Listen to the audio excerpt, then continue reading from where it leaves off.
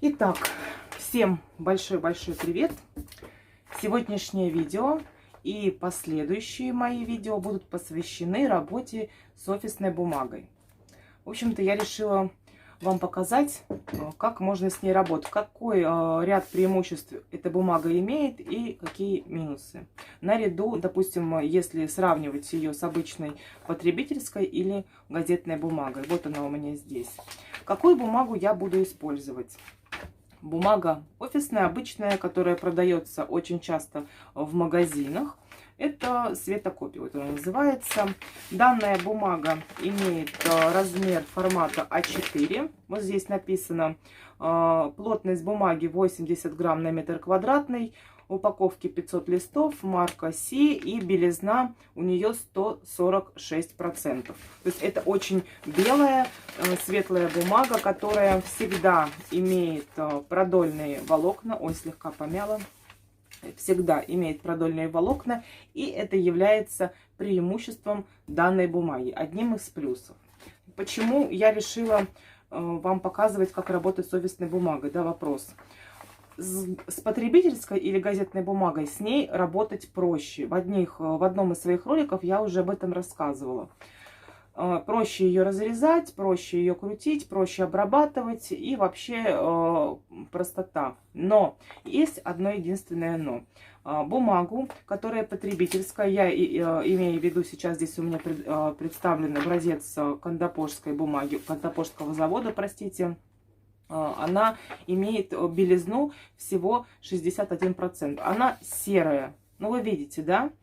Плотность ее составляет 48 грамм на метр квадратный. И формат, конечно, она имеет тоже А4. Но, допустим, бумага кандапошского завода или другая какая-то, возможно, бумага потребительская, она может иметь направление волокон продольные и также поперечные. Тут мы, если уж не можем выбрать правильно бумагу в магазине, да, берем кота в мешке. Иногда даже я попадаюсь на такие моменты и просто кручу короткие трубочки. Но это совсем другая история. Я про то, что преимуществом данной бумаги, что я имею в виду офисной, что направление волокон у нее всегда продольное. И она достаточно белая. Если потребительскую бумагу мы для того, чтобы окрасить в белый цвет, будем брать эмаль для радиаторов, там еще кучу всего, будем ее окрашивать в два, ну там дюфу нужно некоторые покупают. Я с дюфой ни разу не работала, не могу вам сказать. Я понимаю, что все равно добиться белизны, красить серую бумагу, такой, какую имеет, допустим, офисная, прямо она белоснежная, кипельно-белая, невозможно. Соответственно, преимущество офисной бумаги в том, что она кипельно-белая, ее не нужно окрашивать, просто обрабатывайте и все. И самым главным вопросом, на которые были сняты у меня первые мои ролики, о том, что желтеет ли бумага со временем. Изделия, сплетенные из бумаги, допустим, из окрашенной потребительской или из офисной, вот сразу белой. Я могу вам сказать, что со временем желтеет все. Но у меня есть изделие, а именно короб бельевой, который сплетен из офисной бумаги и покрыт клеем, прогрунтован составом клей плюс вода и впоследствии обработан слоями лака ВГТ паркетный. Я его использую в своей работе. И если приложить новый чистый белый кипельный лист к моей корзине, то я увижу, что корзина со временем все равно желтеет. Все вещи со временем желтеют, выгорают. В общем-то, они склонны к повреждениям окружающей среды. Но они не настолько очевидны и заметны, как все это обрисовывают, рисуют. Я думаю, что все-таки окрашенная бумага, она имеет больше вероятности быстрее пожелтеть, нежели офисная бумага. Это мое личное мнение, которое может разниться с вашим. Если у вас есть по этому поводу свои отклики, свои наработки, то, пожалуйста, пишите ваши комментарии. Очень с большим удовольствием мы все это прочитаем все вместе и как бы выясним, да, насколько это правда или нет. Итак, про Потребительскую бумагу я вам сказала, какое преимущество. Направление волокон продольное, белизна. Преимущество еще офисной бумаги, конечно же, в том, что ее можно приобрести практически везде, в любой точке мира, в любом городе, в любой стране. Вы понимаете, что я столкнулась, даже не подозревала, что потребительскую газетную бумагу ее можно не везде купить. И людям приходится заказывать доставки и так далее. В принципе, это накладно, неудобно и так далее. Вот. Это, опять же, является преимуществом офисной бумаги. Стоимость данной офисной бумаги составляет, ну, плюс-минус, ориентировочно 300 рублей. В ней 500 листов. Соответственно, и в упаковке потребительской кондопожской также 500 листов. Кондопожскую бумагу мы можем разрезать пополам на 2 части или на 3 части. Я иногда полосы делаю уже, но у меня все равно получается 2 полоски. Соответственно, с одной упаковки, если у вас в идеале все трубочки получится, на выходе у вас из 500 листов выйдет либо 1000 трубочек бумажных, либо, если будете делить на 3 ее части, на 7 по 7 сантиметров, получится 1500 трубочек из офисной бумаги. Из офисной бумаги вы можете резать пополам ее, можете спокойно разрезать ее на 3 части и даже на 4. В общем-то, я уже подготавливалась и пыталась крутить так и так. Вот здесь у меня трубочки накручены на полосу, на тонкую. Так, получается 5 с небольшим сантиметров. Вот, трубочки по толщине примерно такие же, если бы я потребительскую бумагу разрезала на 3 части. То есть они такие тонковатые. Вот. Ну, 7 сантиметров, возможно, где-то 6,5. Если потребительскую разрезать, то получится по толщине такие трубочки. Давайте замеряем. Так, ну, где-то 3 миллиметра. Толщину имеет трубочка, накрученная на полосу бумаги, из офисной бумаги, разделенной на 4 по 5 сантиметров с небольшим. В общем-то, все бы да ничего. Офисная бумага имеет главный недостаток по сравнению с газетной или потребительской бумагой. Так как газетная, потребительская-бумага, соответственно, она имеет меньшую плотность и она тоньше. Крутить ее проще, и вот при накручивании трубочки получается у нас вот эта скрутка, она практически полностью прилегает, да, она гладкая-гладкая. Ну вот я крутила из офисной бумаги. Конечно, я сравниваю вам, что плотность данной бумаги больше, и, соответственно, сам лист, он, конечно же, будет потолще, потому что бумага плотная очень. И вот эти вот виточки сами, они имеют такие небольшие выпуклости. Но я плела уже из этой офисной бумаги, и хочу сказать, что в принципе разница практически после окрашивания, обработки, да, она не очевидна, она не бросается в глаза. Вот. Если, конечно, окрашивать в цвет какой-то там морилками или колерами, то скорее всего, да, вот эти вот перепады, они могут быть более заметны. Это является минусом. Но если вам нужно плести белоснежное изделие, то вообще такой вариант, он идеален, потому что вам не нужно тратить много сил на окрашивание трубочек. Накрутил, обработал и плети.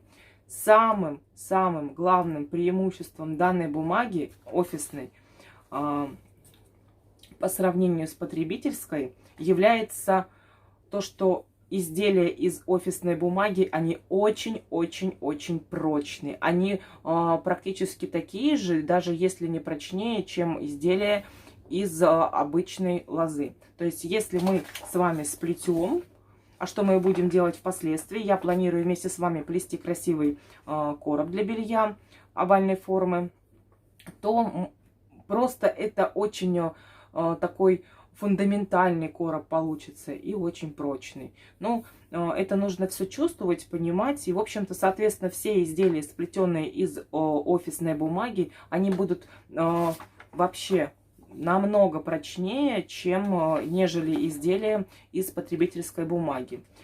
Вот.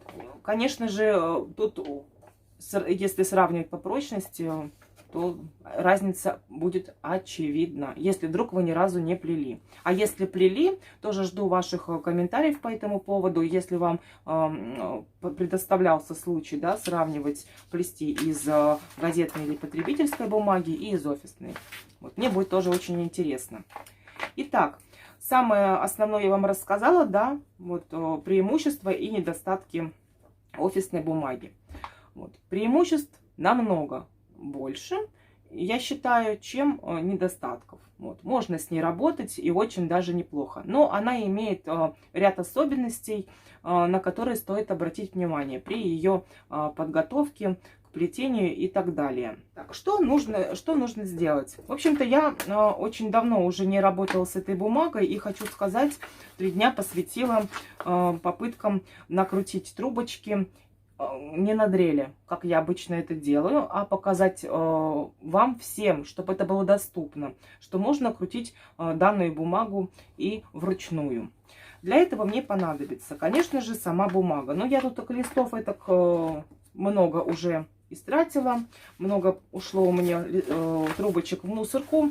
Ну, вот немножко я, в общем-то, накрутила, у меня получилось.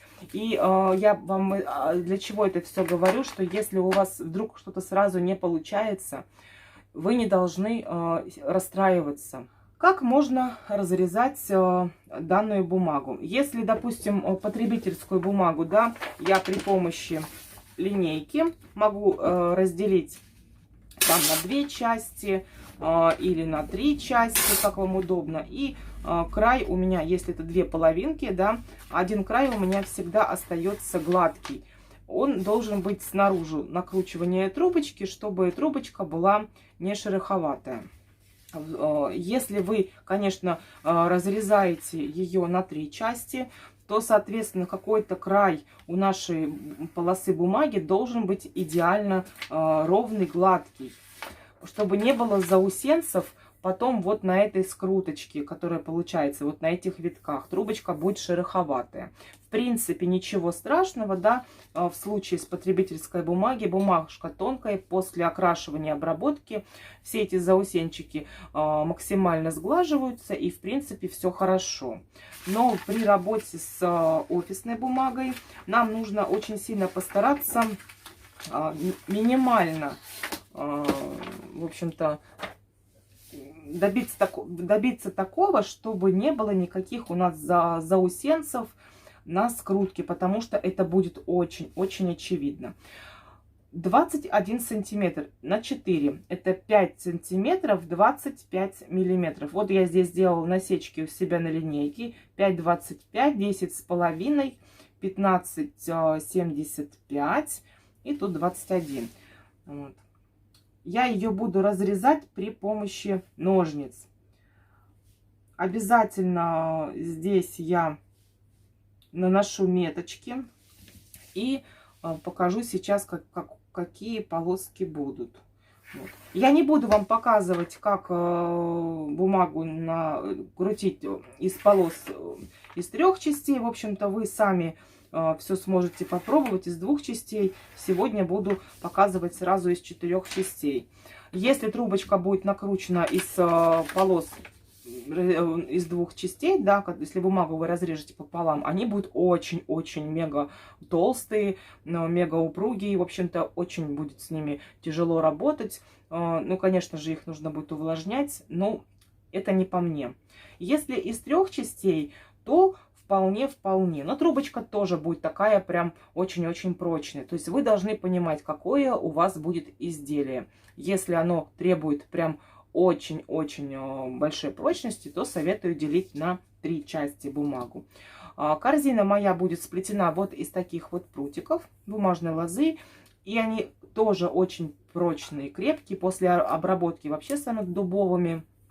Поэтому мне вполне хватит и такой полосы, и к тому же на выходе получится у меня из 500 листов бумаги офисной. Так, посчитаем, если на 3 части делю, также 1500 трубочек в идеале. Если на 4 части, то 2000 трубочек. И учитывая, что если мы плетем белое изделие, да, нам не нужно тратиться на окрашивание. Это очень затратно по финансам и по времени. Все. Так.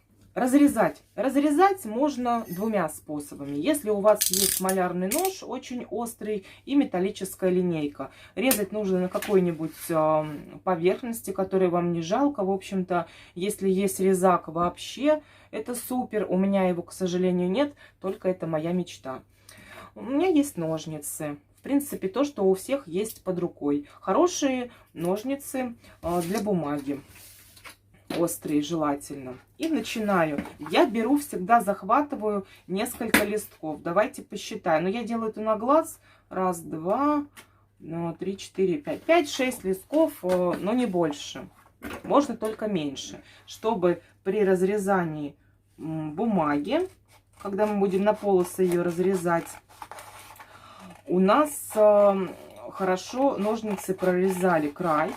И не оставалось шероховатостей, о которых я вам только что рассказывала. Вот смотрите, мы отрезали полоску. С одной стороны она имеет, как бы, она отрезалась, да, а с другой стороны она гладкая. Мы будем ее накручивать со стороны разреза. Ну, у нас здесь все понятно. Край бумаги мы отрезали, а дальше-то уже краев не будет у двух вот этих вот полос. Поэтому мы очень стараемся, если вдруг на одной идеально не получилось, на другой стараемся, чтобы не было ни заусенчиков, ничего, чтобы она была идеально гладенькой с краю и ровной. Это важно. Вот. Ну, как бы все зависит от остроты ваших ножниц и количество листов в стопочке, которые мы разрезаем. Чем меньше листов, тем все лучше получается. Еще, когда у вас чем больше листов в руке, то их при разрезании они начинают как бы расходиться, веером так, вылезать. И это тоже сказывается на ровности полосы, которые мы разрезаем. Имейте это в виду. Вот я сейчас при вас все делаю в режиме онлайн, чтобы вам было все понятно. Тараторю. Хочу, чтобы видео не затягивалось. Но, в общем-то, рассказать и показать мне хочется все прям наглядно-наглядно. То, что вот эти вот полосы остаются от карандаша, да, нарисованные, ничего страшного. Трубочку будем закручивать вовнутрь, и все скроется. Ничего видно не будет. Вот мы получили вот такую вот стопочку полос бумаги офисной. И нам сейчас ее нужно как-то накрутить. Как можно работать с данной бумагой? В одном из своих видео я рассказывала, что ее, если вы крутите, допустим, вручную, да, на спице, то ее нужно увлажнить, потому что очень-очень скоро у вас появятся просто болезненные мозолики, которые нам на дамских руках вообще не нужны. Для этого нам нужен пульверизатор. Пошла за пульверизатором. Так, вот он мой пульверизатор. Там раньше было какое-то средство по уходу за мебелью. В общем-то, все закончилось, я все промыла. Кто-то у меня спрашивал, что здесь у меня такое. Это у меня малярный скотч, потому что она как-то, когда я нажимаю на нее очень активно, начинает выскакивать. Крышечка, в общем-то, не выдерживает. Я просто ее закрепляю после того, как наполняю водичкой. Вода у меня обычно из-под крана, она может быть теплой или комнатной температуры. Но желательно, чтобы она была потеплее, но ни в коем случае не холодной. Холодная будет тяжелее пропитываться в бумаге. Ну, с холодной вообще как бы не очень приятно работать. Зачем нам это нужно? Еще понадобится, здесь у меня файл или какой-нибудь пакетик целлофановый по размеру длины полосы. Вот у меня, ну, много-много я ее, соответственно, режу и беру, захватываю. Опять небольшое количество, ну, где-то у меня здесь листов может быть 6-7-8. Вот. Просто я с пульверизатора все вот так пропшикала по всей длине. лист сразу начинает верхний заворачиваться от влаги. Я его сразу жик, вот так рукой провожу, как бы всю лишнюю влагу снимаю ребром своей руки. И следом выкладываю опять какое-то количество, несколько штук этих полос. Выкладываю сверху, провожу. Опять пшик-пшик-пшик. Раз, провожу. Проводить обязательно. Я заметила, что тогда более равномерно влага пропитывается сквозь бумагу. Ну и все. Дальше еще стопочку выкладываю. Пшик-пшик-пшик. Трынь. И последнее. Ой-ой-ой. В общем-то, я тороплюсь. Пшик-пшик-пшик-пшик-пшик верхнюю. И опять разнесла, взяла. Ну, все это желательно делать над какой-то поверхностью, ванной, в общем, где вам удобнее. Потому что пульверизатор, он всю поверхность вам будет мочить. Намочит, все будет влажно. И теперь я убираю аккуратненько все это. Так вот, файлик. Но здесь много-много разной бумаги, конечно, я вам показала на небольшом количестве. И заворачиваю. Заворачиваю. Все, мои полосы увлажненные должны полежать. Сколько они должны лежать? Вот если помещение теплое, можно даже на какое-то время, на минут на 5-10, ну не больше, 10 точно, не больше. Смотря как батарея работает, на батарейку положить, в общем-то, чтобы утеплить. И потом положить в помещение и оставить как минимум на час. Вот. Тогда вся влага, она пройдет сквозь эти бумажки все. В общем, они равномерно влага распределится. И потом вы будете доставать. В общем-то, если вы достанете и начнете крутить эту бумажку, то вы на спицу, вручную я имею в виду, то вы можете такое заметить, если вы, как понять, что она не готова, вы заметите, что она начинает у вас рваться. Но она так не очень еще, значит, готова к употреблению. Подождите еще немножко. Сильно обильно тоже не смачивайте. Интенсивность должна смачивания быть средняя. Все, пока я это убираю в сторонку и далее буду с вами болтать. Здесь я намочила, сейчас вытру. В общем-то, самое же еще важное, пока я вот еще вторую партию бумаги буду разрезать, вы посмотрите. Так, там все видно, все видно. Вот взяла опять несколько листочков. Ой, когда-то я давным-давно уже крутила все вручную. Ну, все уже об этом знают. И еще для тех, кто не знает, были такие времена. Крутить на столе у меня не получалось. И, в общем-то, так как мне всегда требовалось, я плету большие короба, и требовалось большое количество трубочек. Ну, я жадная до них. И, в общем-то, с помощью шуруповерта, затем дрели, я приспособилась накручивать свои любимые трубочки. Но со временем навык кручения трубочек руками у меня утратился. И когда вот сейчас последние дни я готовилась к съемкам данного видео, я же вам говорю, я стала крутить руками на спице. Я отучилась это делать. И еще я поняла одну важную вещь, очень важную, на которую, в принципе, раньше не обращала внимания. Чем спица длиннее, тем лучше. Я не задумывалась, ну, как бы я не то, что не задумывалась, я как-то говорила вам, да, что спица, она, по идее, должна быть подлиннее. Длиннее, и чем тоньше, тем лучше. Но офисную бумагу, допустим, на спицу миллиметровку крутить я лично не пробовала. И я думаю, что это будет мега тяжело. Вот у меня спица обычная чулочная, 1,2 миллиметра.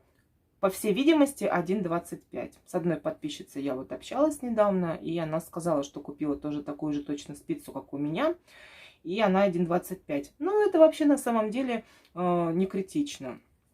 Офиску, если вы будете, допустим, на 3 полосы разрезать, на 3 полоски, то тогда можно будет спицу и потолще взять. Спокойно 1,5 миллиметров, и 1,8 и даже 2 миллиметра спица, ну тогда трубочки, вот если 2 миллиметра, прям трубочки будут более полые, они будут заламываться. Нежелательно.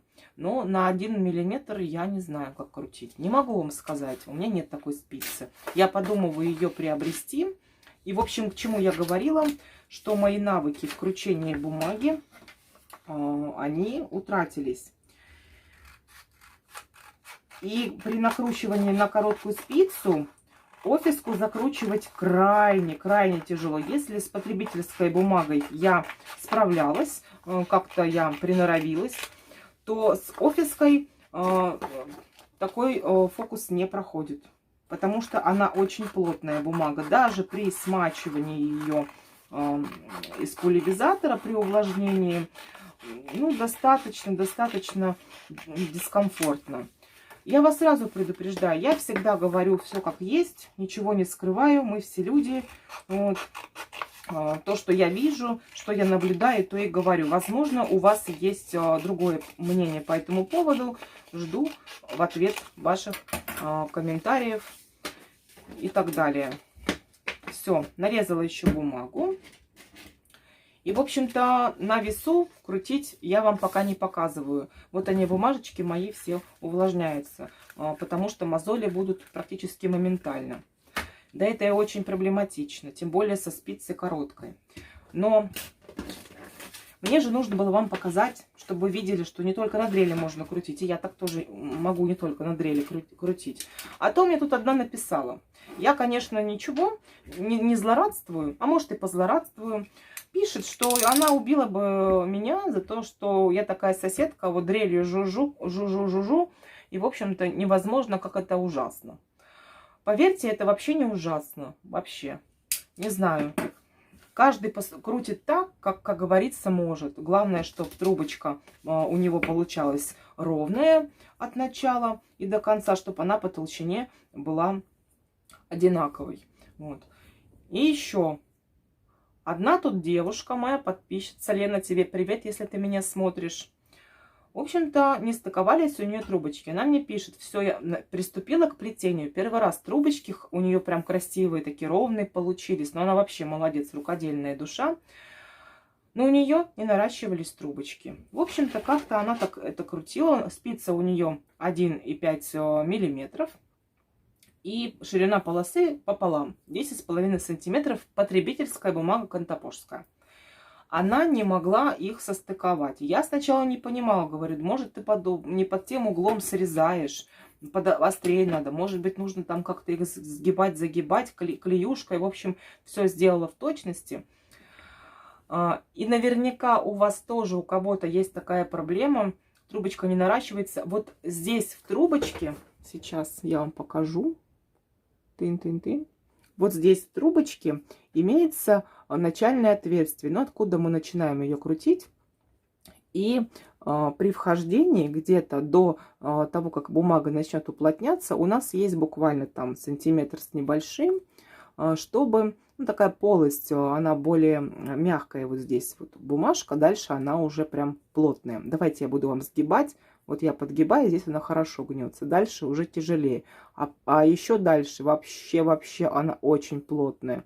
Понимаете, здесь тын-тын-тын, такая вот она мягенькая. Вот в эту полость и должна входить накрученная трубочка. Я знаю, что у мастериц, которые крутят на спицу 1 мм, есть такие проблемы, потому что здесь витки начинают раньше уплотняться. И тогда тут есть специфика наращивания. Но я не кручу на спицу 1 мм пока что.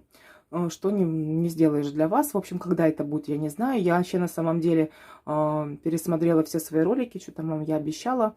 Я прошу прощения. В общем, как есть, так есть. Что снимаю, то снимаю. Как карта ляжет. Вот. И проблема может быть наращивания в том, что у вас здесь не то отверстие. Попробуйте при накручивании бумаги сменить угол, с которого вы начинаете крутить. Обычно советуют очень-очень острый сделать. Вы сделаете его немножко побольше. Но попробуйте. Как бы может причина быть в этом. Лена, тебе спасибо за практику. и за такие моменты, нюансы в плетении. Продолжаем работать с офисной бумагой. В общем, я обо всем понемножку. Итак, на чем я остановилась? На накручивании, на спицу. В общем, спица должна быть длинной. Но у меня в арсенале есть только вот такая моя любимая, чулочная, поэтому я с ней и буду работать. Для того, чтобы, в общем, буду показывать вам, как можно крутить вот так на столе ручками, прокручивать. Я научилась делать это с офисной бумагой. Для того, чтобы крутить, нам нужна очень такая поверхность прорезиненная, не знаю, как объяснить. В общем, чтобы бумага на ней лежала и не двигалась. Я коврик у сына для мышки позаимствовала. Вот, обещала ему, что пойду в ДНС, там он его покупал и приобрету себе свой. Ну, как бы я пока не трачу лишние деньги, потому что, не знаю, я же не так часто из офиски плету. Но если вдруг понадобится вам, то вы можете знать, что можно купить обычный коврик для мыши. Или кто-то покупает коврики, которые под дверь кладутся, преддверные коврики. Они с другой стороны тоже прорезинены. Кто-то линолеум кладет, кто-то клеенки такие специальные. В общем, можно попробовать. Главное, чтобы у вас все получилось. Так, я проверяю качество съемки. Все отлично. Для кручения мне также понадобится, я уже сказала, коврик, бумага и мой любимый клей ПВА фирмы Луч. Красный. Бывает еще желтый. Очень частый вопрос у меня расклеивается скрутка. Девочки, но я не знаю, в чем дело. Потому что у каждого свое. Бывает даже от настроения трубочки не склеиваются. Вот если я их обычно, вот наверняка вы так делаете, несколько штук их выкладываете, кто-то сразу из тюбика бжим, вот так, да, допустим, не размазывает ни кистью, ни пальчиком, ничего. Я постепенно вот так берет и скручивает. Я хочу вам сказать, что при таком накручивании возможно отклейка. Почему это происходит? Моим наблюдением было то, что клей сверху начинает как-то подсыхать. В общем, что-то происходит, что схватываемость поверхности, она уменьшается. Я не могу понять, почему. Вот не настолько я умная. Но я же свой клей как бы в баночку наливаю. Да, вы все видели в других моих видео. Наливаю в баночку. И клей у меня слегка разбавлен водичкой. Чтобы он, вот он стоит там с кисточкой немножко под углом. И чтобы не засыхал быстро. Вообще клей этот очень быстро сохнет. Когда он густой, простите, бывает он еще и жидковат. Кто-то жаловался, ну, нужно смотреть, как его разбавить. Я не могу вам сказать точную пропорцию. Но если вот здесь клей у меня получается новый, да, целый тюбик, и он такой густой, то где-то я сливаю вот столько точно. И добавляю туда воды. В общем, там его можно на месте его в баночке где-то размешать или в другой какой-нибудь таре. И я кисточкой размазываю вот так несколько раз прям. И чтобы впиталось немножко клей, впитался в бумагу и на поверхности тоже немножко оставалось. Не выкладывайте тогда сразу много листиков, потому что они же начинают высыхать. Кто-то быстро крутит, кто-то медленнее. Тут, понимаете, вариантов ответов на ваши вопросы просто целая куча.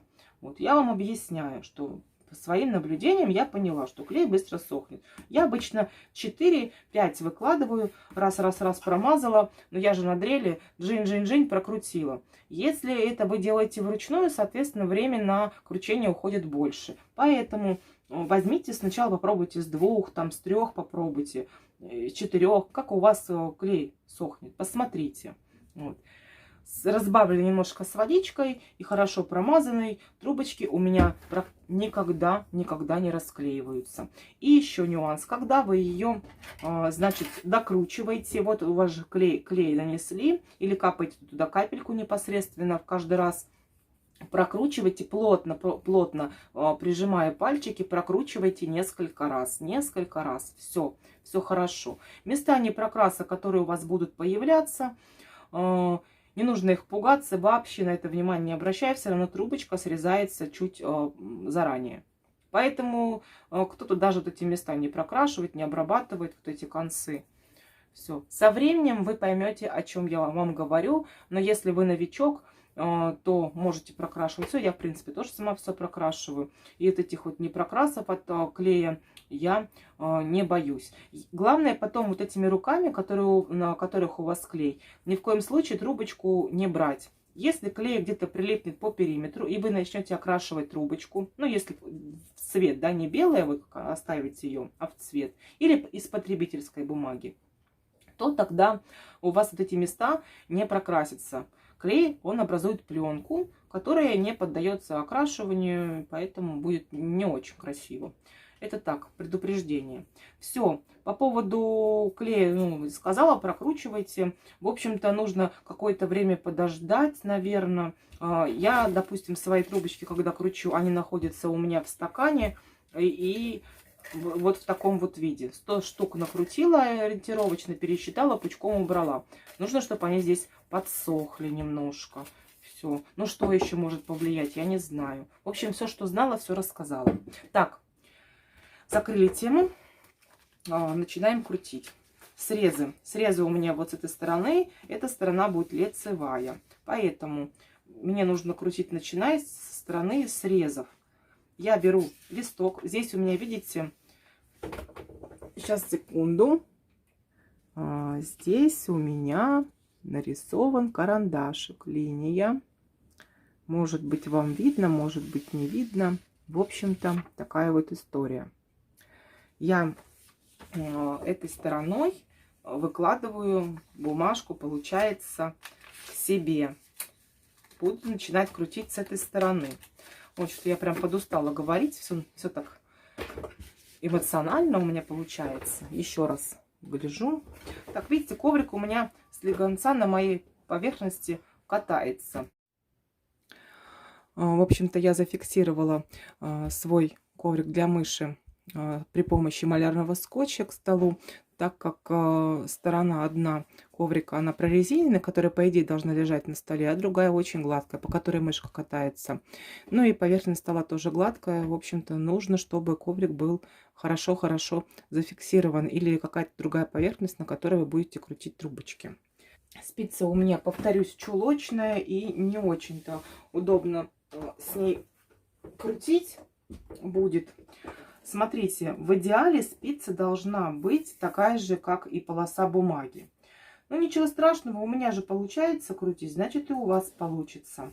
В общем-то, нужно выбрать сразу острый угол. Вот если вам видно, так, я перестану, вот такой вот уголок. Если вдруг у вас так не получается, сделайте его чуть-чуть побольше, да, ну, допустим, вот так, и ведите спицу ближе к уголку. Вот. Ну, конечно, вот лучше вот так. Все, выложили, подвели спицу к краю, ну вот так сначала, краешек ноготком вверх как бы загнули, да, вот так, и ведите его до конца ближе к краю. И теперь здесь можете руки увлажнить, пальцы можете, в принципе, не увлажнять, кому как нравится. Я не увлажняю. Вот. И начинаете загибать краешек бумажки, полосы бумаги, прям на спицу заводить. И, в общем-то, тут главное захватить этот уголок и спицу несколько раз вот двумя пальчиками туда-сюда покрутить. И она у вас начинает сама накручиваться. Здесь спица норовит, видите, угол смещается. Нам нужно ее выровнять.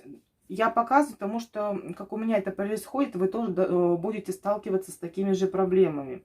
Здесь, значит, вы спицу теперь слегка опять уклоняете назад, под более острым углом делаете.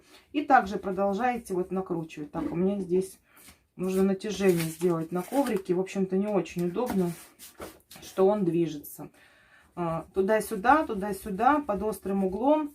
И вот оно начинает закручиваться. Вот видите? Вам видно? И продолжаю постепенно. Много времени это будет занимать побольше, чем когда вы уже приноровитесь. Но, в общем-то, я сейчас не тороплюсь. Попытаюсь немножко бумажку сдвинуть. Ой-ой-ой, заново все. Раскрутилось немножко. Тут главное прижимать спицу слегка к поверхности вместе с бумагой и ее туда-сюда накручиваем на спицу под острым углом. Под острым. И вот такими движениями, немножко расходящимися. Но представьте, что у вас в руках скалка, да? И вы раскатываете тесто. Ну, здесь примерно то же самое, наверное. Раз, раз, раз. Накручиваем, накручиваем. И вот в этом моменте у меня вот здесь уже где-то заканчивается спица. Видите, поднимается край бумаги. Так, там вам видно? Нет, не очень, наверное, видно. Поднимается, как бы расходится край бумаги. И сейчас мне нужно очень сильно постараться. Удерживаю вот эту часть бумаги, которая на коврике. И одновременно удерживаю этой же рукой, левой и правой, накрученную уже на спицу бумагу. В общем, создаю такое некое небольшое натяжение и продвигаюсь вперед, накручиваю. Смысл в том, что угол со временем меняется, и вот эти стежки здесь у меня получаются витки по ширине больше, нежели к концу. В общем-то, мы стараемся, да, вот делать их одинаковыми.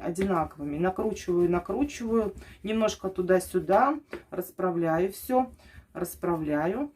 И вижу, что у меня уже как бы кончик остался небольшой. Беру клей и наношу немножко, капельку прям совсем клея. Можно продолжать здесь его накручивать, можно докручивать на весу. Вот видите, потому что здесь все будет пачкаться. Сейчас у меня ребенок мой выговор мне устроит. Все, вот я ее накрутила, и у меня получилась вот такая вот трубочка. Вот начало моей трубочки. Вот они, виточки пошли, и к концу они у меня как бы шаг между скруткой, он уменьшается. Этого не должно быть. По идее, в идеале, они должны быть везде по всей длине одинаковыми. Но еще главное, чтобы толщина трубочки в конце и в начале они совпадали. То есть, в принципе, если у вас скруточка тут немножко будет уменьшаться, то трубочка будет утолщаться к концу, и это не есть хорошо. Вот. Ну, я тоже не идеальна, и как и все мы, к идеалу стремимся. И этого всегда желаем. Смотрите, вот вам сейчас видно, да, из-за толщины бумаги вот на скрутке такие как бы перепадики. После обработки они сгладятся и вообще как бы потом на изделие в глаза бросаться не будут. Я имею в виду на белый, ну, если мы белым цветом будем плести. При окрашивании все-таки перепады могут быть заметны. Но это все еще зависит от красящего состава, но я обращаю ваше внимание на эти моменты. Снова выкладываю листочек. Тын-тын. Сейчас немножко вот так сделаем. Так, выложила. Это у меня край наоборот. Тут бумага обработанная, неважно с какой стороны вы начнете закручивать, но по всей видимости она при намачивании, если мы ее из пульверизатора будем шикать, сейчас, секундочку. Вот она, видите, у меня смоченная. И если я смочила ее даже с другой стороны, она пытается завернуться у меня вот в эту сторону. Значит, в эту сторону, по идее, вы и должны закручивать свою бумагу. Такой же способ можно попробовать выяснить и на обычной бумаге потребительской, контопорской, да, серой, газетной. То есть понять, где лицевая сторона, где изнаночная. Мы всегда с изнаночной стороны начинаем закручивать, чтобы лицевая осталась снаружи, вот тут. Так, убираю в сторонку, показала. Беру снова бумажку. В общем-то, если она, видите, закручивается вовнутрь, значит, так она будет лучше у вас крутиться. Снова выкладываю. Так, выкладываю. Заминаю слегка уголок. Подвожу спицу под уголком острым. Ну, прям чем острее, тем лучше. Так, здесь, конечно, мне вообще неудобно. Ну, что не сделаешь ради вас. И начинаю туда-сюда катать ее. Плотно удерживаю, спицу прижимаю к бумаге, чтобы она не раскручивалась прям в начале. Вообще ни в коем случае. Прям ее держим как могем. Простите за такое выражение. И все. И накручиваем, накручиваем, накручиваем, накручиваем. Вот так постепенно, постепенно. И вот можно на весу попробовать ее докручивать. В идеале должно получиться у нас вот такая вот, такой треугольник, да, прямоугольный, разносторонний, с разными уголками, этими сторонами. Короткая сторона и длинная сторона. Все, наношу капельку клея и можно докручивать уже на весу. Прокручиваю несколько раз, дабы хорошо скрутка у меня склеилась. Все, эта трубочка получилась у меня практически идеальной. И таким способом я буду сейчас крутить дальше. Сейчас еще покажу парочку. Когда наглядно смотришь, то более понятно. Так, туда-сюда. Если спица опять у нас норовит угол поменять, мы ее немножко разворачиваем. Изначально делаем угол острый. И прям туда-сюда. Таким же способом, да, можно накручивать и не только офисную бумагу, и потребительскую, газету, как хотите. Ну вот, я офиску кручу, и в общем-то получается, что ее даже и смачивать-то не надо. Надо, знаете, накручивается прям очень-очень даже хорошо. И трубочки такие прям классные, плотные. Ну, супер-супер. Одни кайфушки. 3 дня я училась крутить вот так трубочки. Психовала, очень сильно психовала, много выкинула. Но если у вас вдруг не получается, вот вы посидите минут 15-20, может быть полчаса. Попробуйте. Не получается, все убирайте в сторону. До следующего дня, возможно, или до вечера. Вот, возьмите опять несколько листочков. И снова попробуйте. И вы заметите, что с каждым разом у вас получаться все будет лучше и лучше. Но если вы будете себя мучить и как бы... Так, я ее кручу. Вот у меня отрезанная сторона, а здесь ровная. То тогда у вас вообще получаться ничего не будет. Лучше все отбросить, походить, попить кофе, вообще отвлечься от этих дел, заняться другими. И вот на 3-й день, когда я уже к вечеру села, я в первый день покрутила минут 40, во второй день минут 15-20. В общем, я вообще расстроилась, вот честно. На 3-й день я села опять с дрели, думаю, ну, буду показывать как-то на дрели, потому что мне же нужно вам показывать, как трубочка закручивается, какие-то нюансы объяснять. Я покрутила, потом думаю, попробую-ка еще раз. И, в общем-то, вы знаете, прям раз, и дело-то пошло. Ну, конечно, нужно еще тренироваться. Если их, я так думаю, штук много-много скрутить, там как минимум 100-500, то уже будет вообще бжим-бжим. Как видели, там они так вот раз и накручивают. Так вот раз и накручивают. И все. И у вас все получится. Если что-то получается у кого-то, то значит и у вас получится. Главное не думать, что вот я не такой человек, вот у меня не то, у меня не все. Мы все разные, подход у нас разный, восприятие информации разное. Но в итоге должна получиться вот такая красота. Вот. Мне, конечно, тут опять все уменьшается, скрутка к концу. Но трубочка по толщине хотя бы ровная. И то хорошо, слава тебе, Господи. Вот, снова выкладываю. Видите, сразу пальчиком раз. Фиксирую спицу. Получается тыльной стороной мизинца как-то вот тут вот. И правой рукой пальчиками помогаю спицу, веду вниз до уголка. И прям вот так уголок делаю. И главное вначале его правильно накрутить. Самое главное это начало. Попробуйте туда-сюда, туда-сюда. Видите, я ее мучаю немножко. Она прям, когда уже накрутится, изначально правильно, она примет свое направление, уже зафиксируется и дальше будет крутиться как по маслу. Вот. Но вы попробуйте. Я очень желаю вам, вот у меня опять, я очень желаю вам, чтобы все получилось. У меня тут отрывается. В общем-то, это последняя трубочка, которую я вам показываю. Я крутила на столе, на кухонном столе. У меня там тканевая такая клеенка, и поэтому коврик он там не елозил, было намного удобнее. Но, в общем-то, здесь не очень удачная попытка, ну как-то что-то получилось. Вот я опять капаю капельку клея, прокручиваю все хорошо, Вот я не люблю, когда вообще здесь даже торчат кончики. Вот в идеале на пальцах не должно оставаться клей. Клей я немножко заранее капаю, и он как раз доходит до кончика бумажки, полоски, и все. Спица, видите, вот накрутилась, нужно обязательно, чтобы кончик оставался. И хорошо все вынимается. Замечательно. Прошло времени. Минут 40 точно, около часа. Вот эту бумагу, которую мы с вами, я увлажнила, я сейчас буду ее доставать из пакета. Смотрите, если у вас очень много бумаги, так, секундочку. Если у вас очень много бумаги, да, ну, в общем, обычно такая стопочка увлажненная, вы же не будете по 10 штук увлажнять, то я ее оставляю основную часть в пакете и беру небольшой пучок. Стопочку небольшую.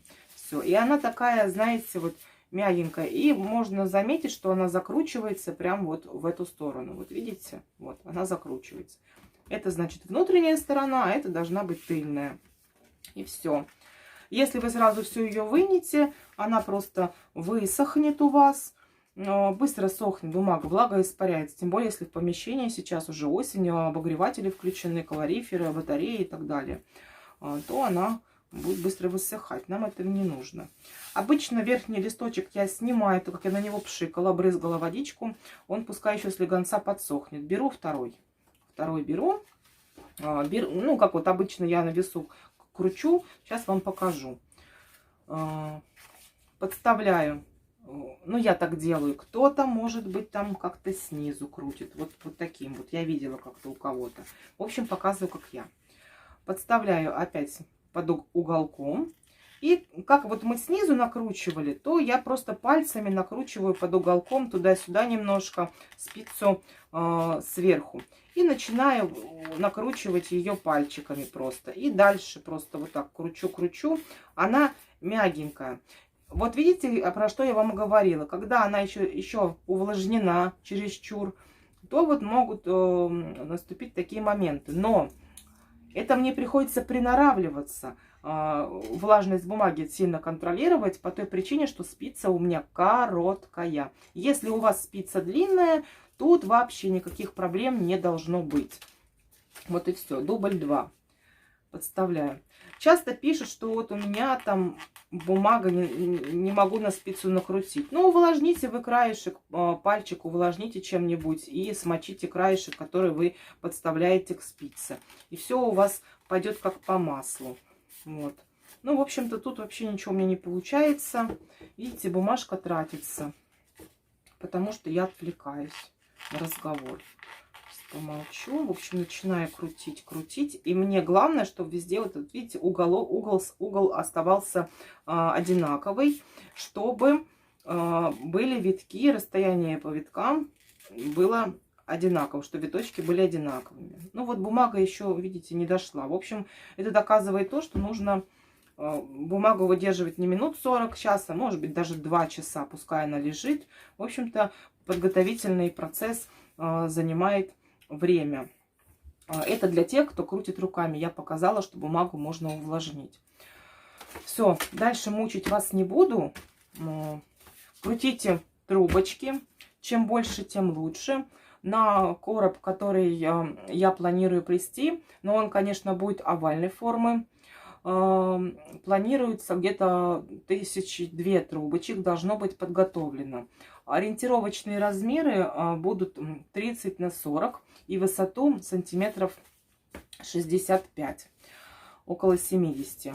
Вот я планирую сделать, показать вам. Буду плести сложные узоры. Узор коса сочетать с каким-нибудь другим узором. Коса там будет обязательно присутствовать.